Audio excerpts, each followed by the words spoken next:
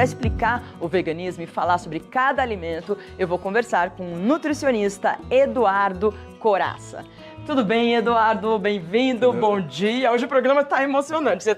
Nunca aconteceu isso no programa. Bom, parabéns pelo pedido. Obrigada, Eduardo. E grato pelo convite. Fico um prazer mostrar um pouco do veganismo e do conceito como um todo. Felizmente, eu sou vegano já tem 12 anos, né? 12 anos. E por que você 12 anos. decidiu ser vegano? Bom, eu tinha muitos problemas de saúde desde pequeno, né? E eu era um competidor profissional, era chamado de cyberatleta. Eu viajava o mundo competindo num jogo de computador. Isso me levou a fazer mudanças que eu vi a correlação da saúde com o desempenho, seja mental, físico, sistema imune. Então eu comecei a fazer alterações dietéticas que Potencializavam você no jogo. Exatamente. E isso, qual é a relação? Você tem um pouco de porcentagem? Quanto de potencialização a gente pode ter na vida através da boa alimentação? Muito. Os dados clínicos são impressionantes. A gente tem as civilizações mais longevas do mundo, por exemplo, chegando até os 120 anos, entende? A gente chama elas de blue zones na literatura. A gente sabe que veganos têm um índice muito menor de todo tipo de doença crônico-degenerativa, né? Em torno de 50% menos de doenças cardiovasculares, em torno de 30% menos de doenças... estimativa, né? Em torno de 30% menos de cânceres. A gente tem civilizações, por exemplo, como China rural e China ocidentalizada, né? As cidades grandes, tem diferença em incidência de alguns tipos de cânceres em até 100 vezes. Agora, o povo está perguntando, porque que você é vegano, isso e aquilo. Você deve ouvir sempre esse tipo de pergunta, mas eu preciso fazer. Dá para substituir a carne, o frango, porque aqui basicamente são saladas, legumes e tal. Dá para substituir como? Só chocar só mais um pouquinho. Eu não sou só vegano, eu sou crudívoro vegano. E o que é crudívoro vegano? Eu vivo numa dieta crua de frutos e vegetais há 12 anos. Eu atendo pacientes veganos, eu tô no meio vegano, eu sou um dos principais nutricionistas veganos, mas eu, na verdade, só como comida crua, tem 12 anos. Literalmente a dieta do Éden, que poderia ser chamada. Um bolinho no aniversário, nada? Nada, nem farinha, nem açúcar. Nem uma cervejinha, nada? Nada. Nem comida cozida. Então, mas isso você vai responder com relação à carne. Sim. Você sentiu o quê? Melhorou totalmente a sua saúde? Totalmente. Eu tenho 12 anos que eu não tenho nenhuma dor de garganta. Eu estava diabético para fazer 2 cirurgias, eu tinha inúmeros problemas de saúde. Você era diabético? Diabético. Mas tão novo assim? Tão novo, aos 22 já. Meu Deus do céu, então você fez a escolha certa. Sim. Agora, como a gente substitui? O veganismo, ele prioriza, né, tudo que não é animal, esforço do animal, é isso? Explica pra gente. Exatamente. Existem 2 diferenças básicas que geralmente as pessoas tendem a confundir. A gente no meio acadêmico tende a chamar a dieta vegana de Whole Food Plant-Based Diet, ou seja, uma dieta de plantas, de alimentos integrais. Por quê? Para diferenciar o veganismo, que é, na verdade, uma ideologia, né, onde nós visamos interferir o mínimo possível na vida de outros seres sencientes, né? Então, a gente não utiliza nada que venha de um animal e não consome nada de nenhum tipo de produto de origem animal. Nós, veganos. Mas existe o vegetarianismo restrito ou esse Whole Food Plant-Based Diet, que seria literalmente uma dieta integral baseada em plantas. Por quê? Porque muitos dos veganos eles acabam largando os produtos de origem animal, mas utilizam muitos produtos industrializados. Então, batata frita seria vegano, entende? Refrigerante seria vegano, de certa forma. Então, eles acabam utilizando... Tô vendo um benefício aí na dieta vegana. Mas isso não pode, né?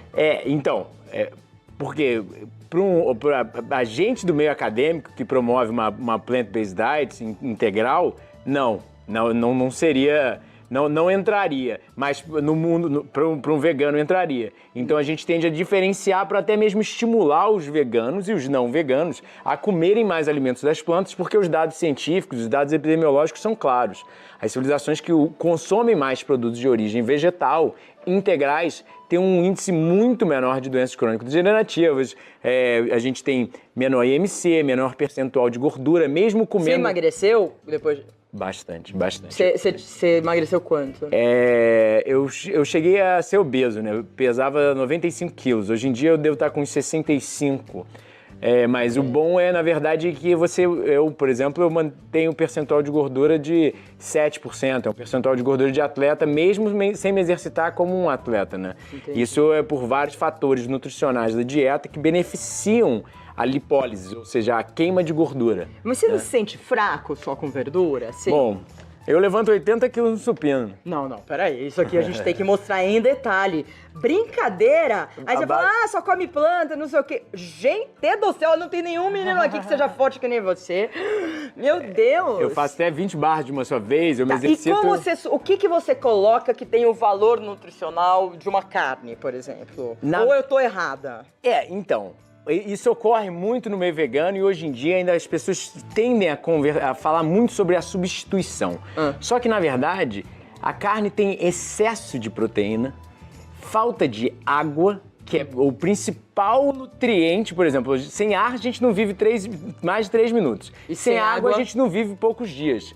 Uma pessoa num soro fisiológico, né, ela vive até 1 mês sem proteína, só com água, sal e açúcar. Então a gente vê que a necessidade de água deveria ser água e fibra deveria ser a nova proteína, por causa da correlação dos dados clínicos em relação à proteção de doenças crônico-degenerativas. Quanto maior é o consumo de fibras, maior é a proteção contra doenças crônico-degenerativas, né? Porque ela faz inúmeras funções. Então você falaria que nós não precisamos da proteína da... Precisamos. A gente precisa de proteína, só que uma quantidade específica. Não muito, nem pouco, porque má nutrição é tanto bem pouco como excesso. Então, hoje em dia, os dados clínicos em relação à longevidade, saúde como um todo, mostra que o excesso de proteína que as pessoas estão comendo é um dos problemas correlacionados a todo tipo de doença crônico-degenerativa, por estimular vias metabólicas e hormonais de crescimento. Ou seja, a gente produz mitogênese, que é a geração de novas mitoses, a divisão celular, crescimento, e é correlacionado, andando lado a lado, com tumorigênese. Você estimula a proliferação do câncer e ainda inibe a apoptose, morte programada celular. Você vai ficando com células senescentes, células velhas no organismo, que perdem sua atividade biológica e produzem citocinas inflamatórias. Então, na verdade, a gente pode só olhar para o leite materno. O leite materno humano é o mais hipoproteico da natureza. Ele tem 6% de proteína em média e frutas têm 6% de proteína em média. Mas o leite materno ele é super aconselhável, né? Não, Total, né? Total. Vem aqui eu faria a favor dele. Eu sei que às vezes as pessoas podem, porque a gente fala muito sobre amamentação, né?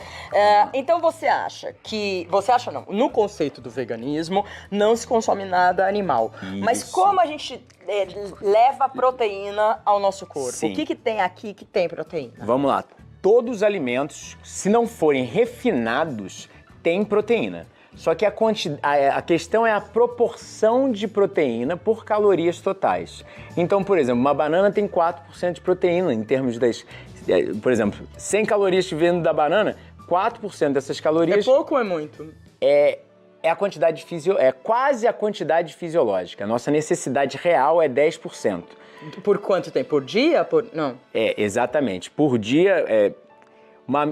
A OMS recomenda em torno de 56 gramas, mas a gente tem dados... De proteína? De 56 gramas para um homem de 70 quilos por dia, né? Essa é a recomendação usual, mas a gente tem civilizações vivendo com bem menos do que isso e sendo saudáveis. Por exemplo, Okinawa, no Japão, eles são extremamente longevos, é o maior número de centenários a cada 100 mil pessoas.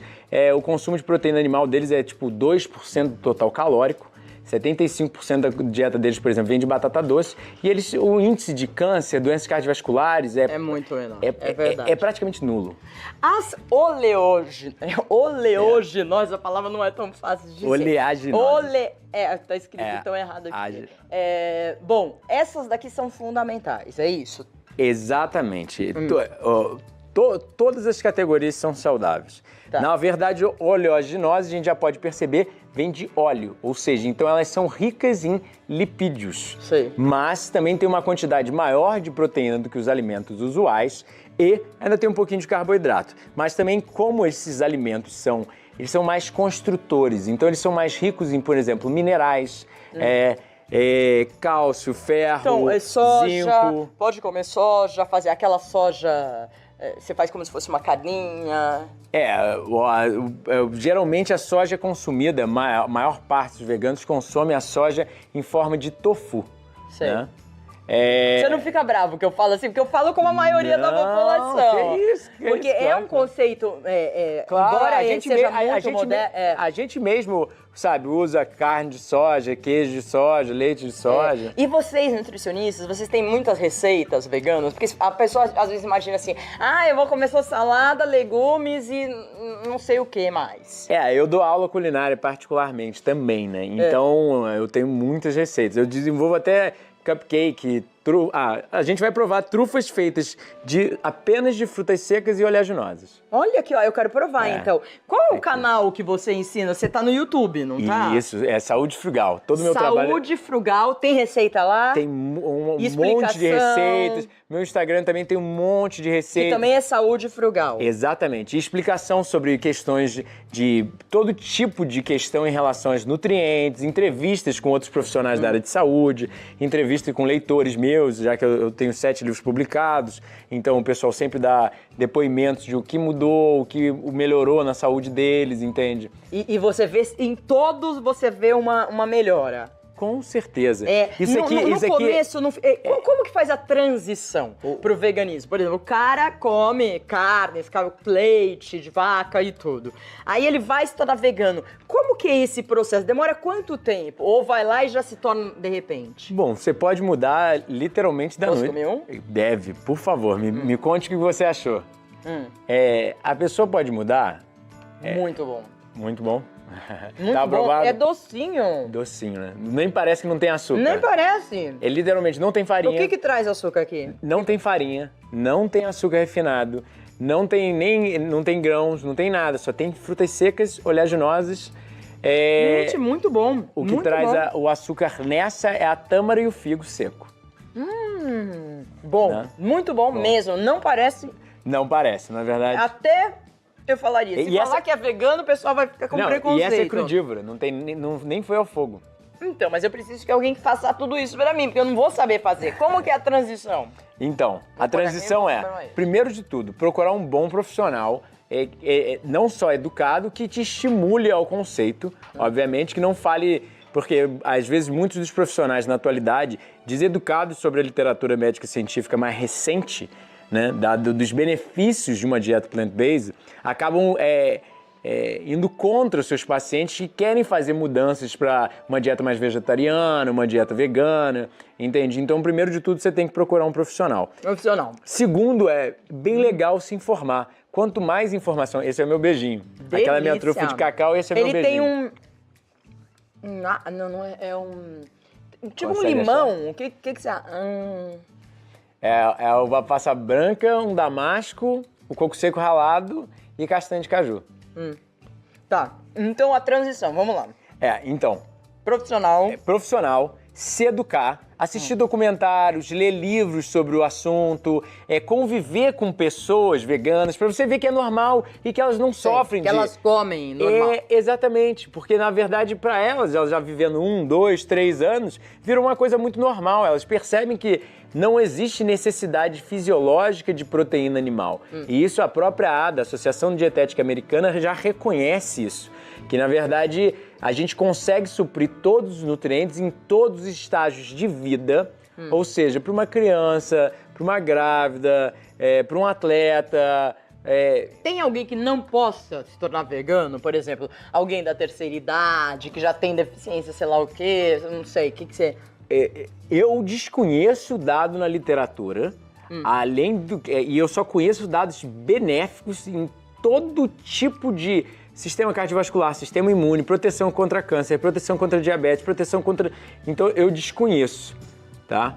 Eu acho que eis a grande questão. Por anatomia, fisiologia e bioquímica, nós vemos que nós somos animais feitos para o consumo de vegetais. Animais carnívoros, por exemplo, eles só mexem a boca de cima para baixo.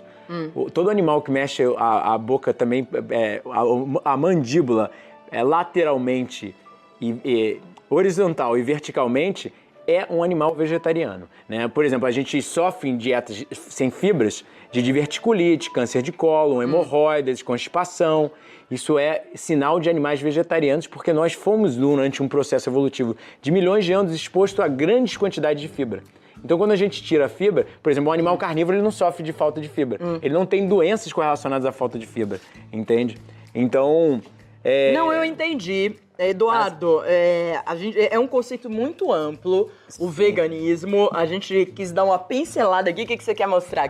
E eu ia falar, assim, em relação ao que você perguntou da substituição das proteínas, é visto a substituição das proteínas como a principal fonte sendo as leguminosas, tá? Porque elas são calóricas e mais proteicas. E teria um perfil nutricional semelhante e melhor ainda em inúmeros quesitos.